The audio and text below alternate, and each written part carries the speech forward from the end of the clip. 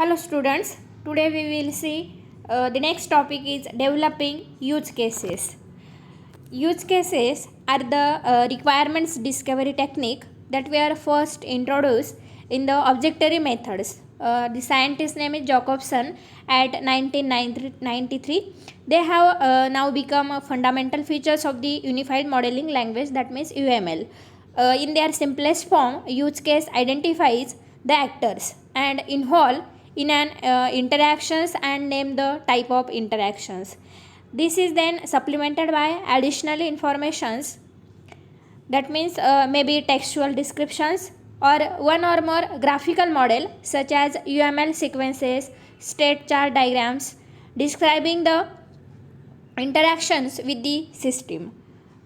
Then a use case identifies the actors involved in an interactions and name the types of interaction. Use cases are documented using a high level use case diagram, and the set of use cases represent all the possible interactions that will describe in the system requirements.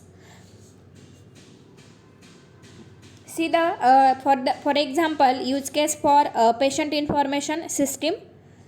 The actors, it having used two symbols, actors and use cases. Actors in this process, who may be humans or other systems, are represented as a stick figure. See this figure, like these are the actors, like a stick figures, and each class of interactions is represented as names ellipse, and lines link actors with interactions. Optionally, arrowheads may be added to the lines to show how the interactions is initiated. This is shown in these figures, which shows some of the use cases for the patient information systems. Here actors is medical, receptionist, nurse, doctor and manager. These are the four actors, and use cases like register patients and view personal informations. A use case identify the individual interactions between the system and the users or other system, and use case should be documented with textual descriptions. This can be linked to other models in UML.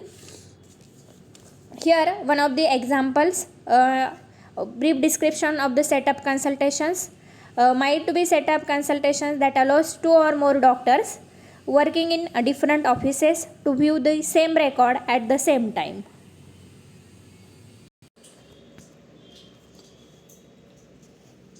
One doctor initiate the consultations by choosing the peoples involved from a drop down menu of doctors who are online, and the patient record is displayed on their screen, but only the initiating doctors can edit the records.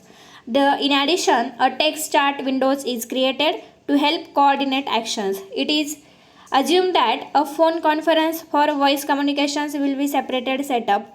Then scenarios and use cases are effective techniques for eliciting requirements from stakeholders who interact directly with the system, and each type of interaction can be represented as a use case. However, because they focus on the interactions with the systems and not effective eliciting constraint, a high level business and non-functional requirements for discovering domain requirements. So UML is a de facto standard for object oriented modeling. So use case and use case based elicitations are now widely used for requirement elicitations.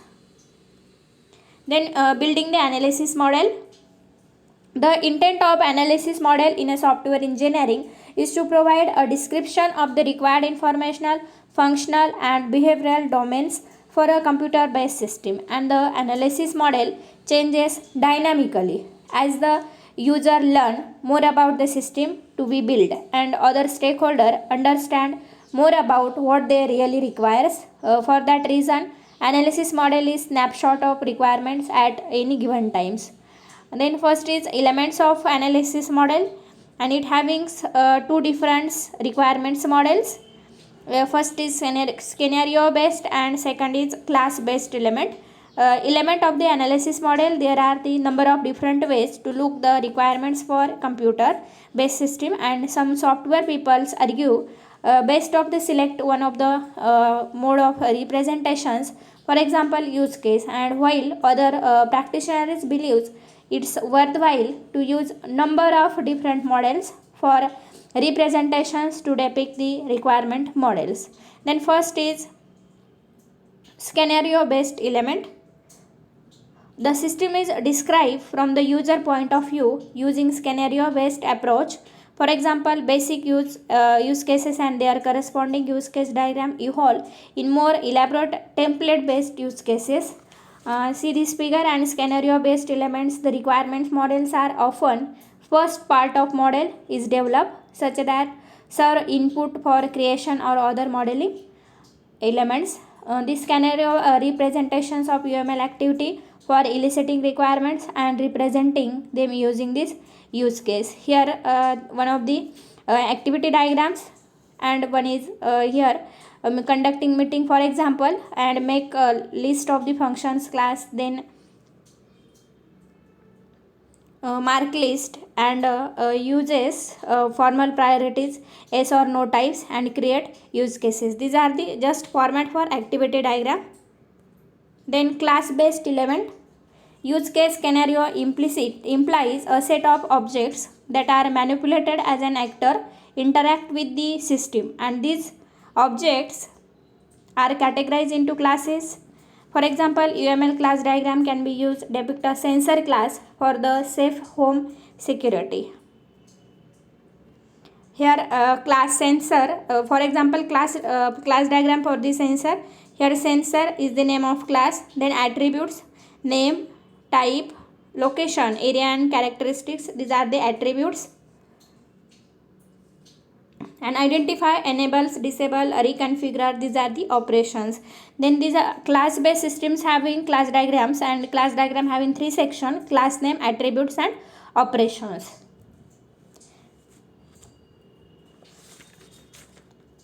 Then third is behavioral element. The behavioral of computer system can have a profound effect on the design and that is chosen and implementation approach that is applied. And the state diagram is one of the method for representing the behavior of a system by depicting its state and events that causes the system to change the state. And the state is any externally observable mode of behavior. In addition, the state diagram indicate actions like process activation taken as a consequence of particular events. Then last is flow oriented element. Information is transformed as it flow through a computer based system, and the system accepts input in a variety of forms, applies functions to transform it, and produces output in a variety of forms. Then input may be control a signal transmitted by a transducer, a series of numbers typed by a human operator, a packet of information transmitted on a network link, or a voluminous data files retrieved from the secondary storage. These are the elements of analysis models. Then analysis pattern. It has been observed that software engineering reuses certain functions, classes and behaviors across all the project, which may or may not form a part of specific application domain. For example, features and functions described by user interface are almost common regardless of application domain chosen. Then it having informations is stored in analysis pattern, which can be viewed in the form of template. And the analysis pattern templates, which comprises following section. First is pattern name. It consists of important informations about the analysis pattern, and this descriptor is used within analysis model when a reference is made to pattern. Then second is intent. Describe the problem that is addressed in the analysis pattern, which facilitate the software engineer to use analysis pattern in the specified application domain. Then third is motivation. Represent how an analysis pattern can be used to address a particular problem in the application domain with the help of scenarios. Then fourth is external issues and context.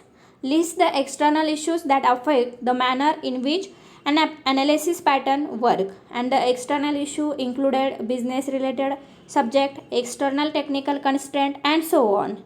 Then fifth is solution. Describe the procedure by which an analysis pattern is implemented in the analysis model. Then consequences. Describe the implementation's effect of an analysis pattern into the application domain, and it also provides a description of limitations that arise during the implementations. Then seventh is a design. Describe the procedure of achieving analysis pattern by using known design patterns. Then known uses, provide information about the use of analysis pattern within the system. And last is a related pattern. List the analysis pattern that are related to the chosen patterns. Then agile requirement engineering. The basic intent of agile requirement engineering is to transfer ideas from stakeholder to the software team rather than create extensive analysis work products. In many situations, requirements are not predefined but emerge, and each iterations of the product development begins, and the agile team acquires some high level understanding of the product criteria features and use stories relevant to the next product increments are refined. The agile process encourage early identifications, implementations of the highest priority product features. This also allows the early creation and testing of working prototyping, and agile process interludes requires engineering and design activities. Then negotiation requirements. When multiple stakeholders are involved, requirements will be conflict. Then this situation, these activities is concerned with prioritized requirement and finding and resolving requirements conflict through negotiation. BBOM scientists define a set of negotiation activities at the beginning of each software process iterations. Rather than a single customer communications activity, the following activities are defined. There are three activities. First is identification of the system or subsystems key stakeholders. Then second is determination of the stakeholders win condition, and third is negotiation of stakeholders win condition to reconcile them into a set of win to win contains for all the concerned. Successful completions of these initial steps achieve a win to win result which becomes the key criteria for proceeding to subsequent software engineering activities. And the last point is validating requirements. Requirement validations is the process of checking that requirements defined for development defines the system that the customer really want. Then it overlap with analysis, and then it concerned with finding problems with the requirements. The requirement validations is important because errors in requirement documents can be lead to extensive rework cost when these problems are discovered during the development or after the system is in service. Then as each elements of the requirement model is created, it is examined for inconsistency, omission and ambiguity. Then a requirement validations activity check and the requirements for realism, consistency and completeness. And the requirement representation by the model are prioritized by the stakeholders and group with the requirement packages that will be implemented as a software increments. A review of requirement model address the following some of the questions in each requirements bounded and unambiguous. Then has the requirements model been partitions in way exposed progressively? Then do any requirement conflict with other requirements? Each requirement testable once implemented, etc. These are the types of questions arises when the review of requirement model addresses. These are the validations requirement.